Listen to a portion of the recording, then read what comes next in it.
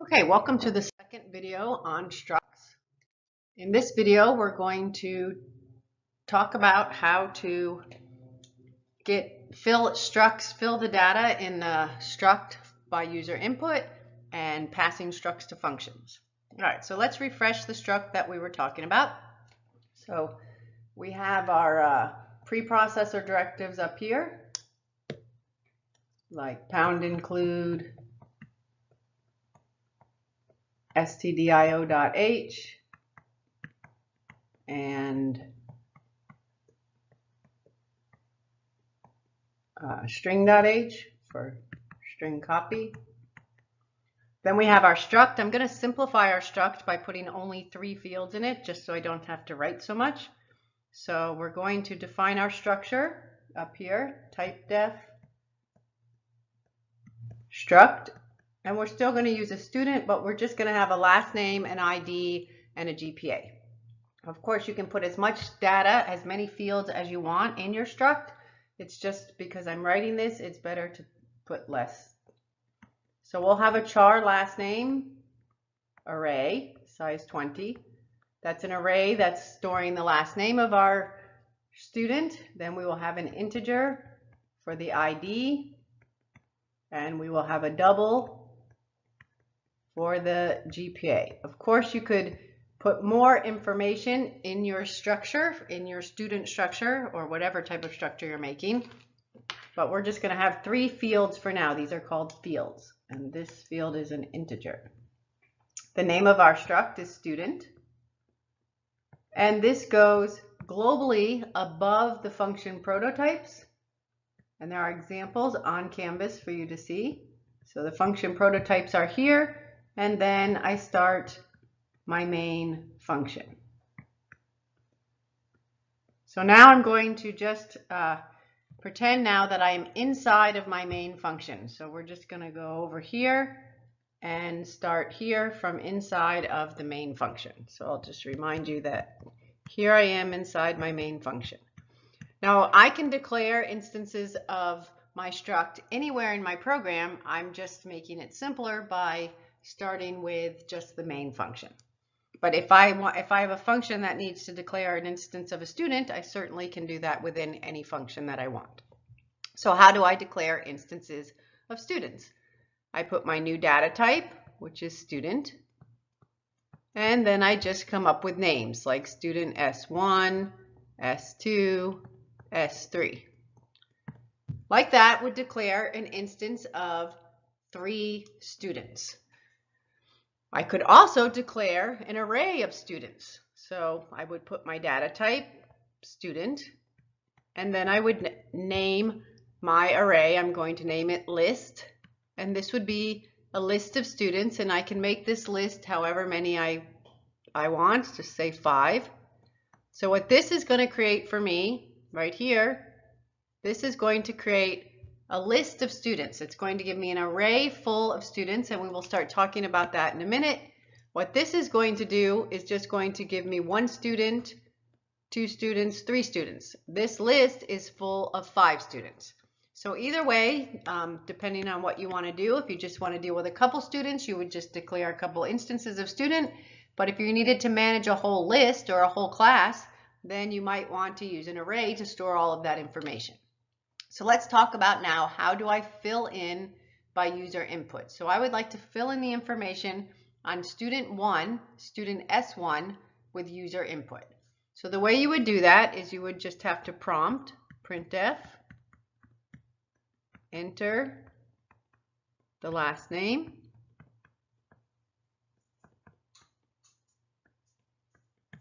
and then you would scanf. All right, so what am I scanning into? I'm scanning into my instance of student called S1.lname. Remember, you put the name of the instance and the field.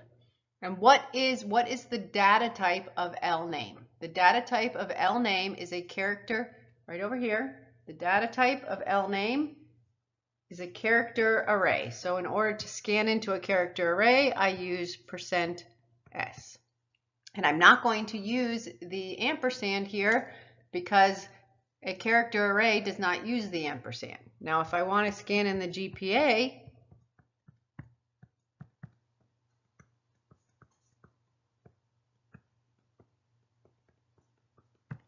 I would use scanf %d into address of s1.gpa, because GPA here is a double. So any instance of any item within my student just becomes that data type of the field. So if the field is a character array, then s1.lname is a character array. If the field is a double, then s1.gpa is a double. So anything that I can do to a character array, this is a character array, I can do to s1.lname. I can use string member functions on it. I can use %s to scan into it. I can use %s to print it to the screen. This is a character array. Anything that I can do with a double, I can do with any instance of my student, S1, S2, S3, dot GPA. So that's a pretty, this is just a double. It's not a struct. It is a double because it's part of within a struct, and struct is made up of data types that we're already familiar with. Now, what if I want to pass a struct to a function? If you want to pass a struct to a function, we're still on using our student struct, then say the function takes a student as its argument, and you want to say print the information onto the screen. So this is a function that takes a student as its argument.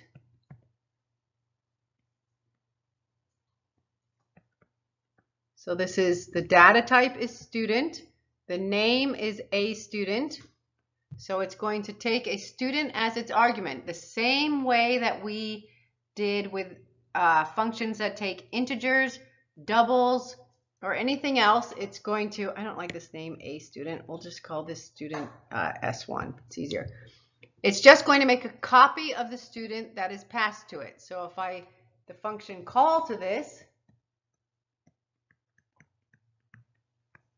would just be call the function and pass it a student that has information in it.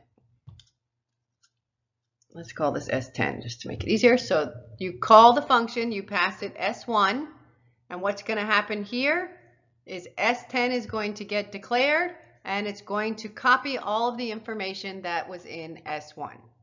And then you could maybe print it onto the screen, printf. Now there's no magical way, there's no special symbol to print every element within a struct. You have to print it field by field. So you could do like last name is %s s10.lname.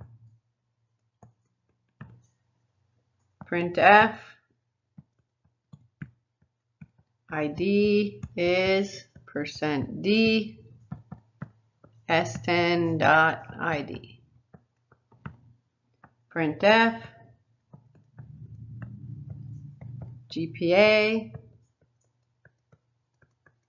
is %.2f s10.gpa. So S1 is the instance of student that was declared and was filled with information in the main function, and then if you made this function call from the main function that we were working on the other slide, then you would call S1. S1 would come in here. This is just like saying student S10 equals S1. This is just making a copy. This makes a copy.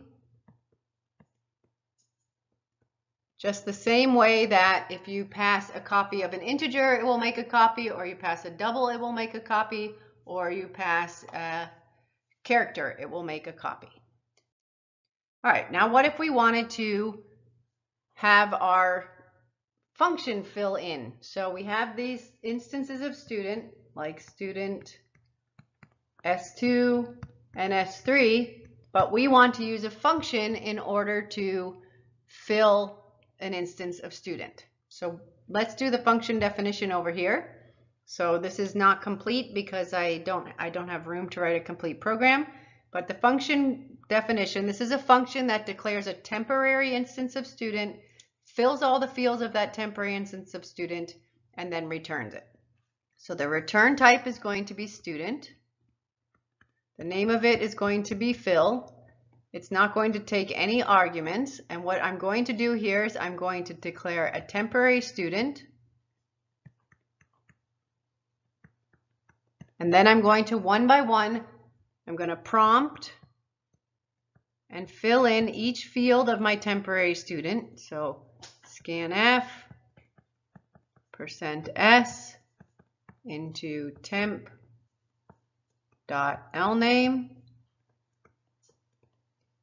prompt. Of course, you shouldn't put prompt. You should actually tell the user what to enter. Scanf %d into address of temp.id. And to get the GPA, scanf %lf into temp.gpa.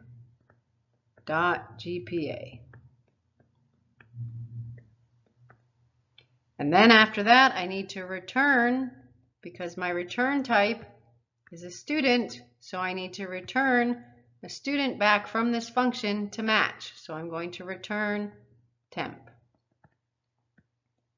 So how would I call this function? Well, if I declare an instance of student, I would just say S2 equals fill. And then from whatever function, say this was in my main, it's going to jump out of that, jump into this, declare a temporary student, fill up the last name of the temporary student, the ID, the GPA, and then this result that comes back will be the filled student, the filled temporary student, and then that will be assigned to S2. And then I could reuse this function, S3 equals fill. So instead of getting all of my input for S2 with a whole bunch of prompts and then get all of my input for S3 with a bunch of prompts, I can take all of that work out of wherever I want to fill it and use this temporary student to fill it up. And now you might be able to see how functions are very helpful, particularly functions that you reuse that have more than just a couple lines of code. In the next video, we're going to do arrays of structs.